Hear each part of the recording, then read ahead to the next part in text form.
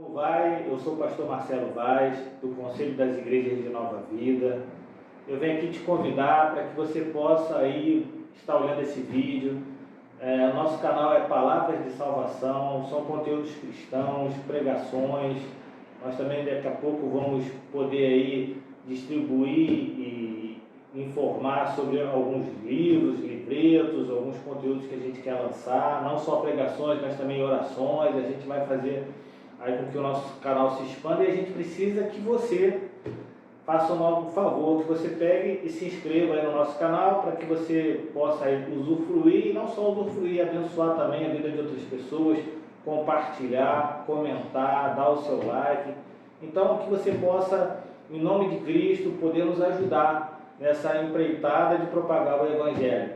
Então, que Deus possa te abençoar rico e abundantemente, em nome de Jesus. Você pode abrir a sua palavra de vida no livro de Êxodo, capítulo 20. Êxodo, capítulo 20. A gente vai ler só 2 versos em Êxodo 20.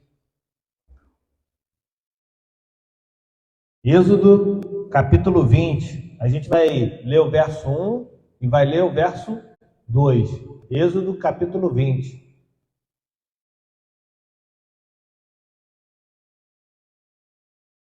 O título da mensagem é Amando a Lei de Deus.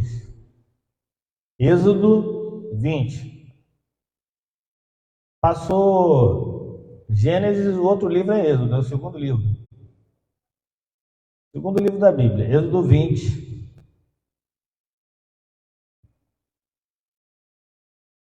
O título é Amando a Lei de Deus, Êxodo 20, capítulo 1. Amando a Lei de Deus é o título da mensagem. O livro é o livro de Êxodo. O capítulo é o capítulo 20. Os versos são verso 1 e verso 2.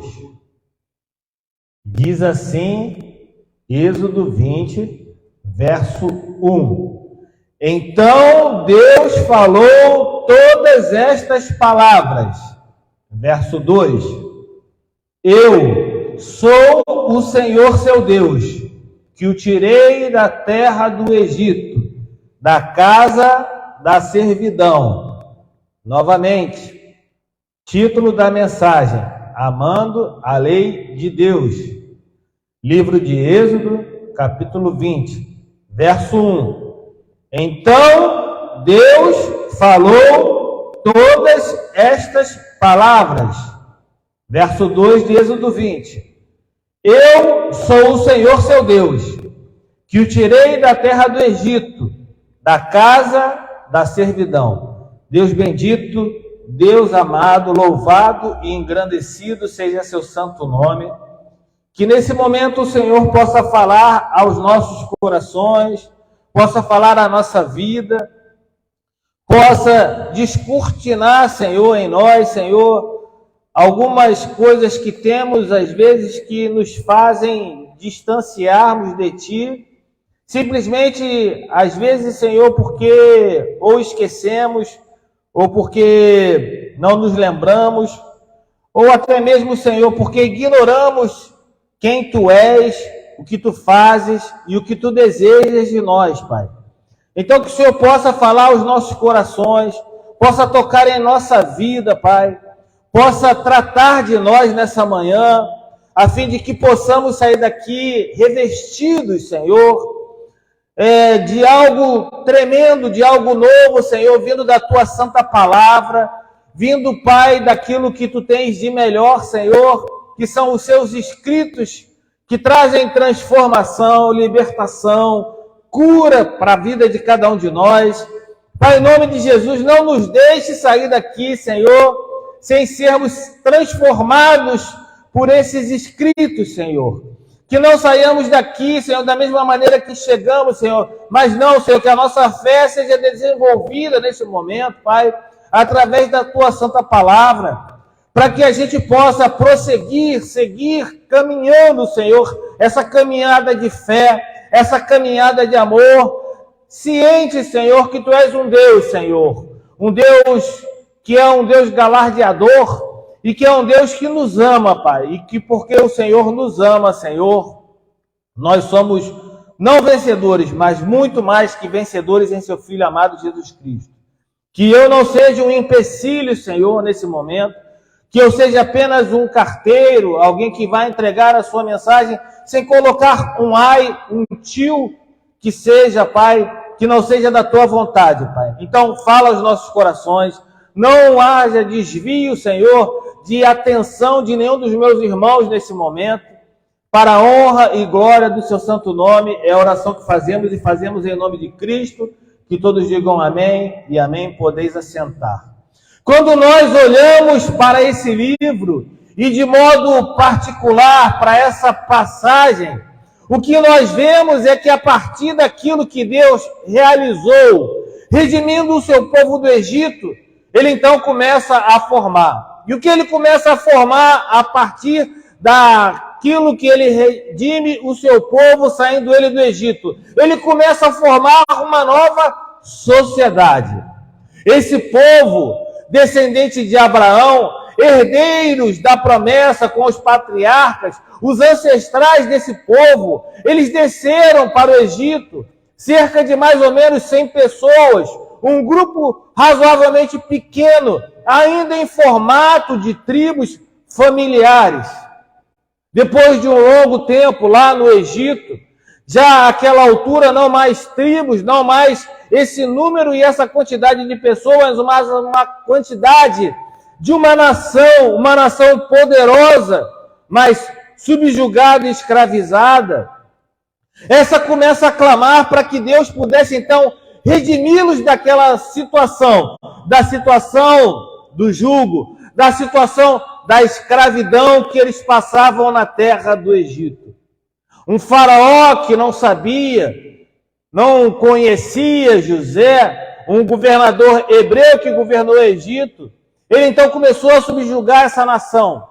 Esse povo que foi apenas com 100 pessoas e cresceu, desenvolveu, ele subjuga esse povo. Esse povo agora escravizado depois de séculos, se encontrava numa situação subjugados, escravizados. Então, esse povo começa a clamar, e Deus, lá do seu alto e do seu sublime trono, ele ouve o clamor desse povo. Então, o próprio Deus, ele desce e ele regimenta Moisés, assim como seu irmão Arão. E ele promove, então, depois de muita dureza de coração do faraó, a condução desse povo para a redenção rumo à terra prometida, rumo à volta à terra que já era de propriedade desse povo, rumo de volta à sua casa.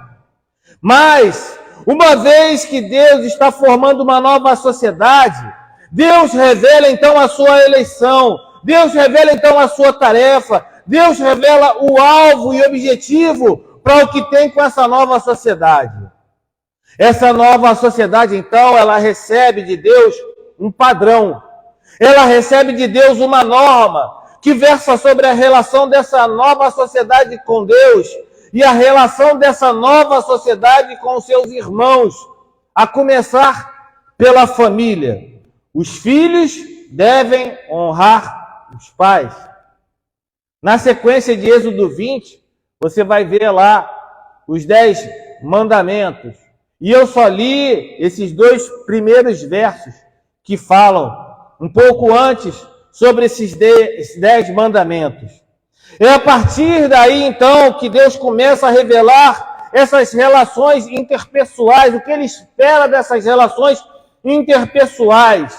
Num primeiro momento, a relação com Deus, nos primeiros 4 mandamentos, depois 6 mandamentos que falam sobre o povo nesse contexto, no contexto dessa nova sociedade. Mas, pastor, precisava disso? Precisava Deus, então, promover regras e normas para esse povo? Qual é a importância disso tudo, pastor? Meu irmão, minha irmã, o povo saía de uma terra pagã. O povo tinha vícios. O povo tinha hábitos, suas crenças, seus costumes, as suas adorações, as suas divindades. E mesmo que o povo tivesse vivido ali durante séculos e tivesse esperança nesse Deus maravilhoso, acontece que ainda havia resquícios também de paganismo, que acaba levando sempre o povo de Deus a lugares ruins.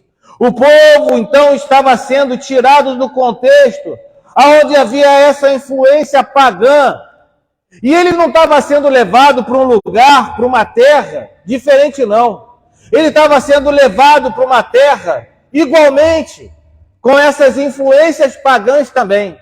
Então o povo estava saindo de um lugar onde a terra era pagã, onde haviam deuses, hábitos, costumes, crenças de vários deuses, e ele estava sendo levado para uma terra onde ele ia encontrar povos iguais, povos também pagãos, povos também que adoravam outros deuses, povos também que tinham costumes, crenças em outras divindades.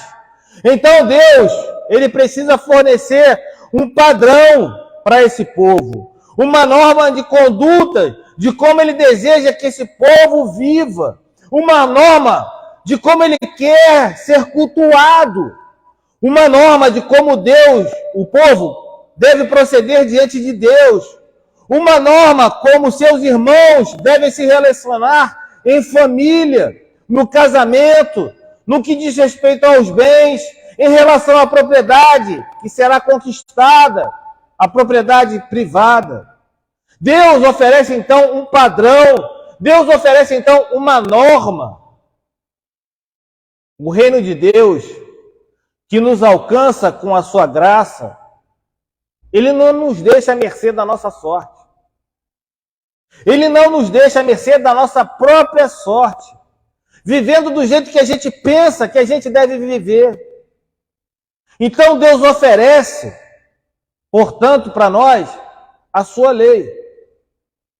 A sua lei, ela vem como expressão da sua vontade. É da vontade do Senhor. E vem também como expressão do seu caráter, porque é do caráter do Senhor a lei de Deus. A lei de Deus, na realidade, ela revela quem Deus é. Mas é interessante que nesse texto, nessa introdução desses mandamentos, nesses 2 versos que nós lemos, antes de Deus falar das exigências que ele tinha da lei, ou de oferecer essas normas para o povo, Deus, ele começa a falar de si mesmo, de quem ele é, vai falar dos seus dados, dos seus feitos, e sobretudo vai falar da sua graça, daquilo que ele fez na história do povo de Deus. Eu imagino que tem uma razão para isso. Porque quem não compreende quem era, se não compreende qual era a situação, a lei pode gerar algum equívoco no coração das pessoas e gerar, inclusive, um distanciamento, uma falta de afeição, de deleitar-se na lei de Deus. Mas quando se compreende o que foi feito por nós e o que foi feito em nós, então essa lei, ela não nos será um peso, porque essa lei não vem para nos oprimir, mas vem para facilitar, para nos revelar o como Deus quer ser servido, o como nós devemos nos relacionar com Ele e com os nossos semelhantes. Tem gente que tem problema com essa situação da lei. Tem gente que tem um problema seríssimo com isso. Ah, não, ela foi revogada. Não, a lei era muito dura. Não, porque a lei de Deus... Meu irmão, se você conseguir compreender que a lei veio por causa da graça do Senhor, vai ficar muito mais fácil você entender a lei. E você vai ver que essa lei, ela não tem nada de opressora, não tem nada que oprima o povo de Deus.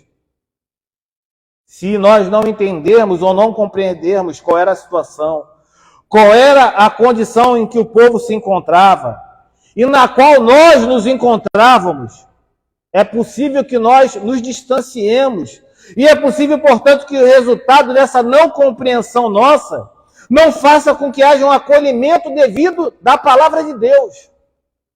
E isso é importante para a nossa vida cristã.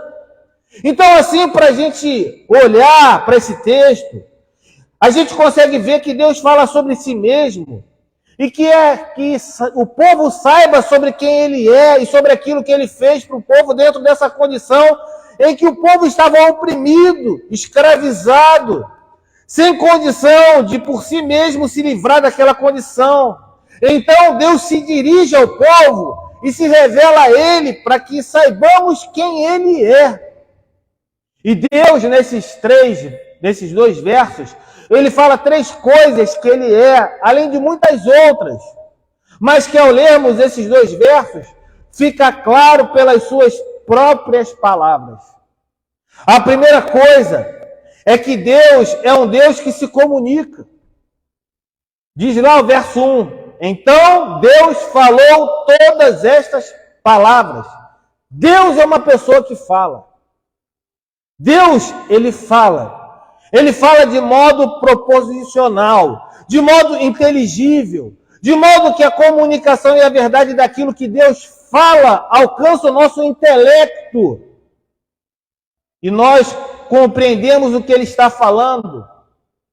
E é essa iniciativa de falar, essa iniciativa de ir em direção ao homem, ou nessa relação que se desenvolve nesse contexto da aliança, é sempre vinda de Deus. É sempre de Deus a intenção de ir em encontro ao homem. É sempre a intenção de Deus de ir ao encontro ao homem para falar as palavras que o homem precisa conhecer, precisa saber, precisa ser informado. Deus sempre quer se comunicar. E é Deus sempre que toma essa dianteira de falar com o homem, para falar aquilo que o homem precisa saber, aquilo que o homem precisa conhecer, aquilo que o homem precisa ser informado. Deus é uma pessoa que se comunica. Deus falou ao seu povo, Deus continua falando ao seu povo por meio da sua palavra. Deus quer que ouçamos a sua voz. E ali Deus estava falando com os nossos irmãos, não com palavras vãs, não com palavras quaisquer, não algumas palavras de modo individual, mas sim de modo abrangente, porque Deus é um Deus abrangente, é um Deus de amor. Deus não faz acepção de pessoas de jeito nenhum. As palavras, elas não surgiram de repente no coração de Moisés, e muito menos no coração de Arão. As palavras, elas vieram de Deus, de cima para a terra, de Deus para os homens.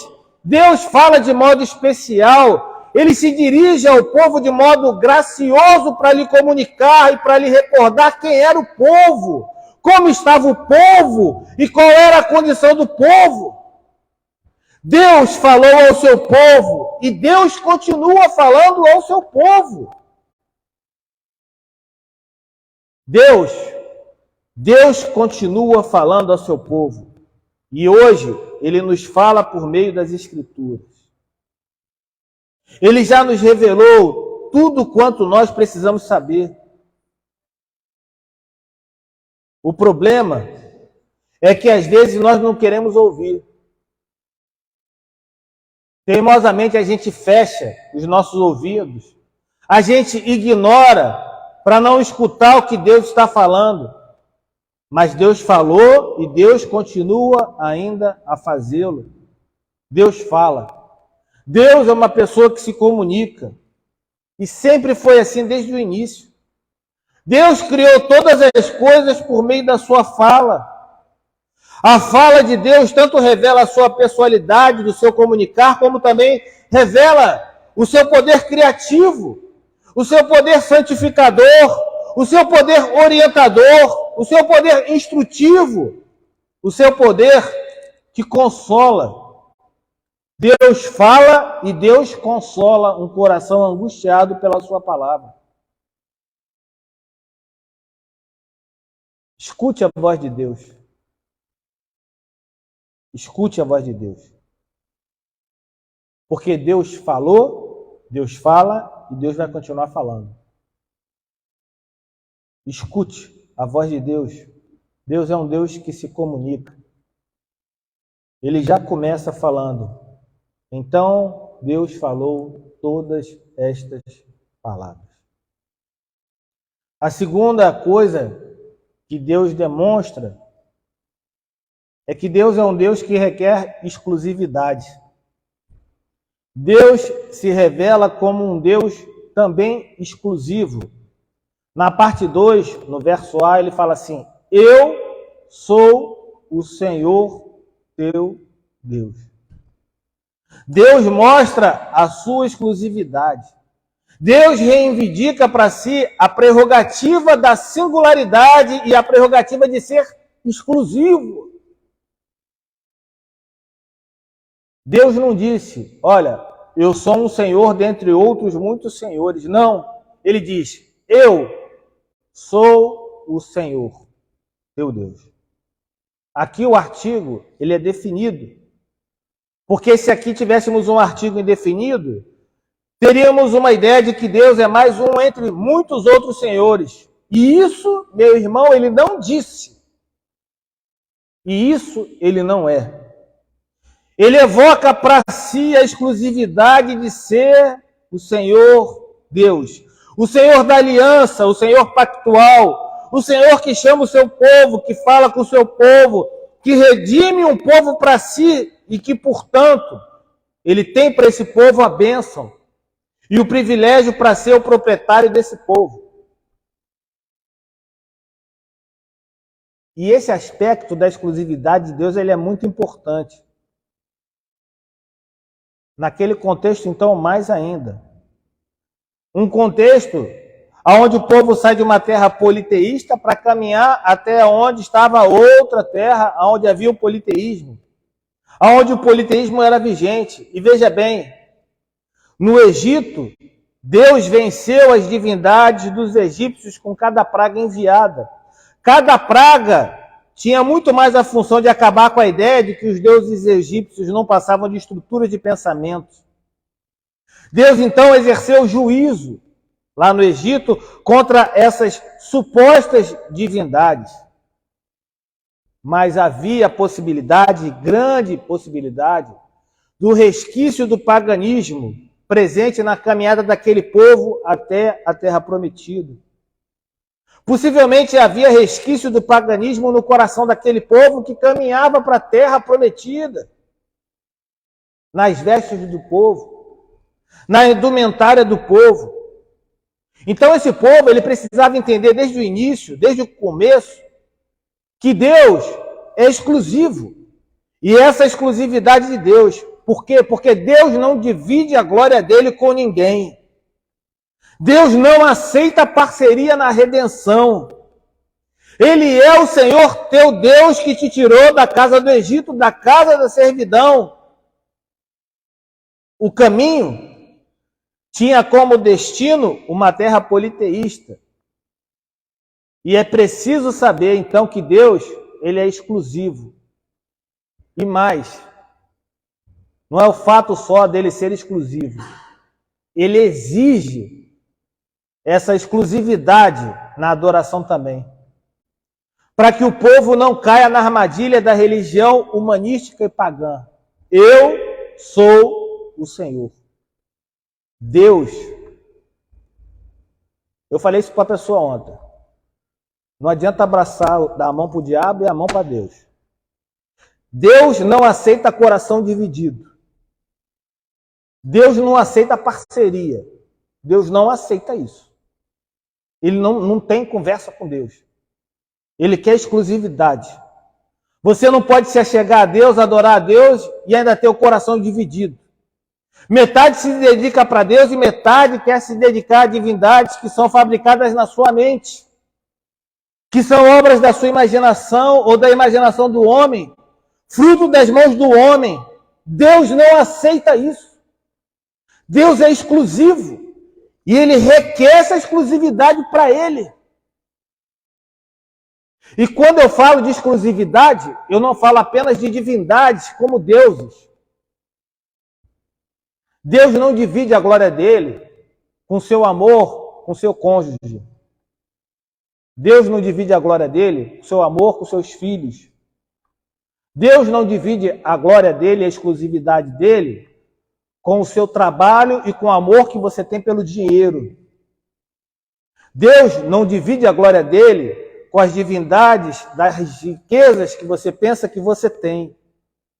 Deus não divide. Deus não aceita parceria. Eu sou o Senhor.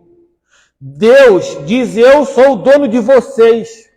Exclusivamente Deus é o dono do seu povo. E ponto final. O povo é duro. Quanto tempo já se passou e o povo continua dividindo o seu coração? Deus não é parceiro de ninguém, não. Na sua glória. Deus não faz parceria, não. A terceira coisa é que Deus é um Deus redentor.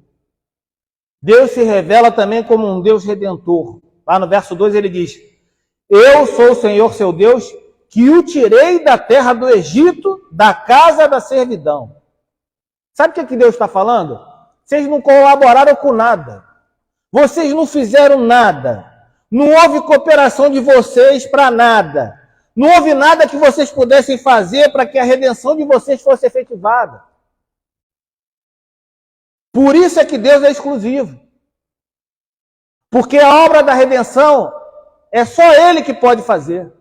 É só Ele quem faz. É só Ele quem efetiva. Aliás, se Deus não tivesse efetivado a redenção do povo, tirado o povo com a mão poderosa, com o braço forte do Egito, o povo não teria saído. Até porque, à medida que a coisa ficava mais difícil, à medida que a coisa ficava mais estreita, o coração de Faraó endurecia. Cada vez que Moisés falava com o Faraó que Deus havia mandado liberar o povo, o coração de Faraó endurecia. E o povo ficava temeroso, querendo ficar no Egito. À medida que a coisa estreitava na relação da libertação do povo, o próprio povo queria ficar no Egito. Quanta gente quer ficar no Egito até hoje? É melhor ficar aqui. É melhor morrer aqui. Vamos ficar por aqui mesmo. Aqui tá bom, o mundo aqui é tranquilão. Ou eu não mato, não roubo, não fumo, não cheiro. Estou de boa. Tá legal ficar aqui. O povo tinha afeição por aquele contexto. Tá bom ser subjugado, escravizado. Tinha medo da opressão,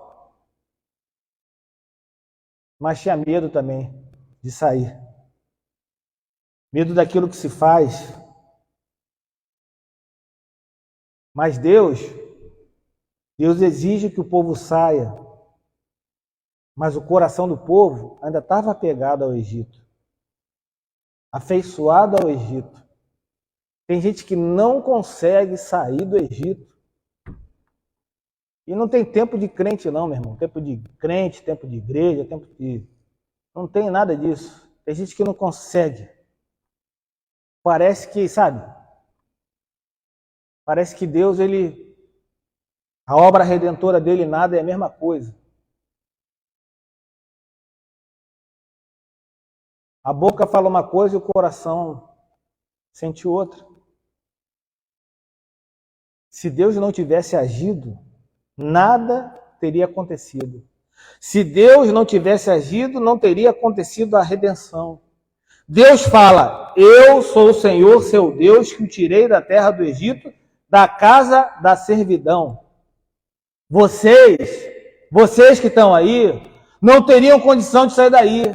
Vocês não teriam condição de romper com essa estrutura. Vocês não tinham condições de romper com esse poder. Não tinham condição de vencer essa situação na qual vocês se encontravam. Fui eu quem tirei vocês daí. E Deus, com isso, Deus revela onde estava o povo. E o povo precisa ter e rememorar isso, meu irmão. O povo precisa. Te tirei da terra do Egito. Porque fazer menção do lugar é também fazer menção do tempo, da jornada que foi da duração do cativeiro, da escravidão. É bom que vocês saibam aonde vocês estavam. Eu vou falar uma coisa para você, eu não tenho apreço nenhum de falar da minha vida pregressa. Eu, Marcelo. A minha retirada nojenta desse mundo para o reino da luz. Eu não me alegro com o que eu fiz, não. Eu não me alegro. Eu não me alegro com o que eu plantei, que até hoje, mesmo depois de décadas, eu sofro consequência, principalmente no meu corpo. De tanta droga que eu consumi. Eu quase nunca fiz menção de onde Jesus me tirou de modo específico. Porque não convém eu ficar mencionando. Mas é necessário e é importante para mim que eu não me esqueça de onde eu fui tirado. Eu não preciso ficar falando de onde Deus me tirou. Eu não gosto nem de ouvir testemunho. Eu não gosto de ir na igreja que eu ouço testemunho. O irmão vai testemunhar. Eu não quero saber. Eu quero saber. O meu já é triste. O meu testemunho já é horroroso. Eu não gosto nem de lembrar dele. Mas eu tenho a plena convicção da importância de que eu não posso me esquecer de onde Deus me tirou. É importante que essas memórias não sejam apagadas. Sabe para quê? Para que eu não esqueça o preço pela minha redenção. Para que eu não esqueça o preço que Deus pagou pela minha redenção. Um povo que não tem memória, ele não tem história para contar. Sendo assim, ele não tem nada para contar. Você não pode se esquecer do lugar onde você estava. Você não precisa ficar detalhando para as pessoas de como era, mas é importante que você não se esqueça. Porque a compreensão do lugar onde você estava aprisionado, humilhado, escravizado, faz com que você tenha um coração mais grato, mais apegado a Deus e à lei de Deus. E a não compreensão disso pode fazer com que você pense que a lei é um peso. Esse é o grande problema. E veja bem, para analisar um pouquinho. De repente você tem trocentos anos aí de evangelho e não parou para pensar. Lá no Egito, Faraó também tinha leis. E o povo tinha que cumprir aquelas leis. Agora, porque Deus fez leis, ou porque Deus tirou, agora é bagunça? Faraó também tinha as normas. E as normas versavam sobre o trabalho forçado, sobre a escravidão, sobre a humilhação do povo. Sem Deus no contexto hostil. E o povo precisando de redenção. Deus fala, eu sou o Senhor, seu Deus, que o tirei da terra do Egito, da casa da servidão. Deus fala da casa da servidão, que demonstra qual era a condição do seu povo, uma condição degradante. Deus diz para aquelas pessoas que vocês eram escravos lá. Lembrem-se como vocês eram tratados lá, trabalhando debaixo da chibata de Faraó. E quando vocês não tinham condição de quebrar essa corrente, de desamarrar essas amarras da escravidão, fui eu que agi. Você não tem nada a ver com isso, não. Fui eu que agi. Fui eu que intervi. Fui eu que despedacei as correntes. Fui eu que cortei as amarras. Fui eu que coloquei vocês, escravizados, em liberdade, para me servir em amor e gratidão.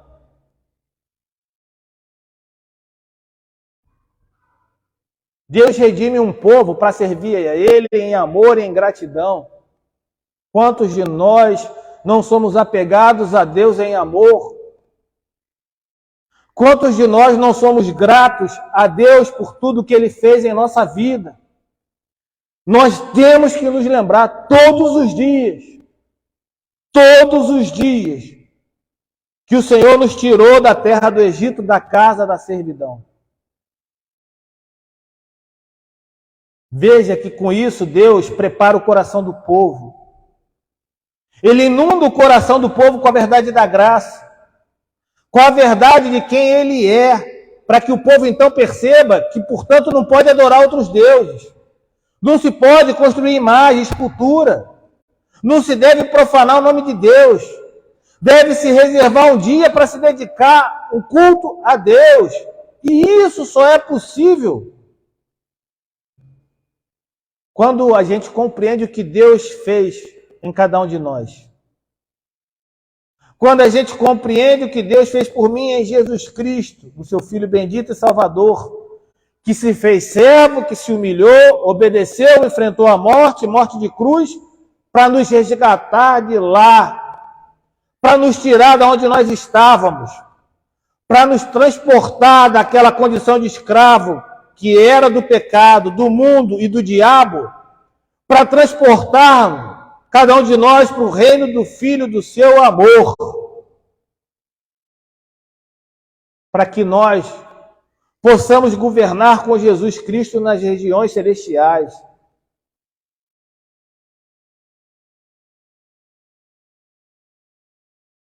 Você sabe por que nós somos tão arredios com esse coração teimoso, que não se encanta, que não tem apreço pela lei de Deus, que não nos é dada para nos oprimir, mas para mostrar um novo caminho para se relacionar com Ele e com o outro? É porque às vezes, meu irmão, nos falta compreensão de quem nós éramos. A gente esquece. É fácil esquecer, né?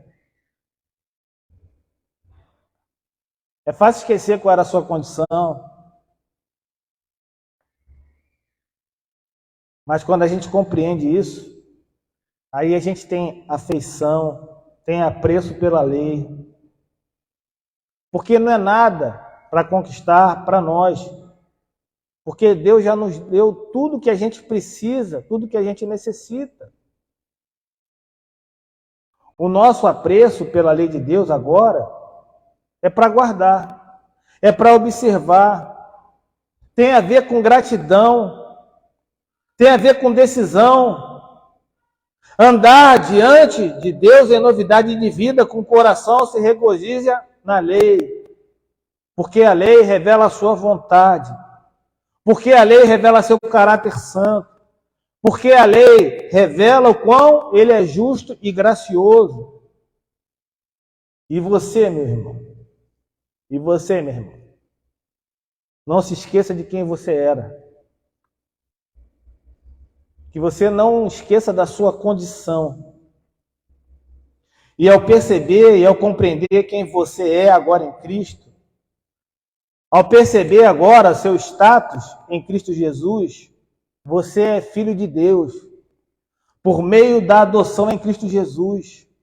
Então, você deve se regozijar no Senhor e na lei do Senhor. Ame ao Senhor. E amando ao Senhor, você vai amar igualmente a sua lei. Qual é a dificuldade disso? Zero. Fecha teus olhos, curva tua cabeça. Deus, louvado e engrandecido seja seu santo nome. Que o Senhor possa ser exaltado nesse lugar, nas nossas vidas. Que o Senhor possa ser exaltado nessa casa que é tua, nesse lugar em que nós nos encontramos para agradar a Ti, adorar a Ti, em novidade de vida, cientes que Tu és um Deus maravilhoso, santo, gracioso, redentor, e que requer de nós a exclusividade na adoração. Se há alguém no meio de nós, Senhor, que divide ainda a sua glória com outras coisas, que possa sair daqui com a compreensão de que o Senhor não se agrada disso. Que a revelação da sua santa palavra, através dessa exposição, revela que o Senhor requer exclusividade. Se há alguém aqui que tem problema achando que o Senhor não é uma pessoa que se comunica, que saia daqui ciente, Senhor, que a Tua palavra ela é viva. Letras vivas. E que por conta disso, o Senhor é um Deus vivo e que fala.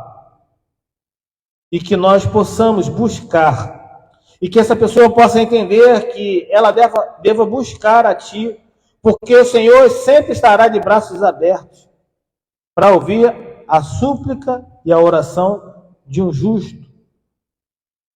Se alguém aqui tem dificuldade em entender a redenção, Pai, em nome de Jesus, que saia daqui compreendendo que essa redenção, ela foi feita através da entrega do seu único Filho, Jesus Cristo, a morte para que fosse vencida a mesma, para que através da ressurreição a nossa dívida fosse paga naquela cruz.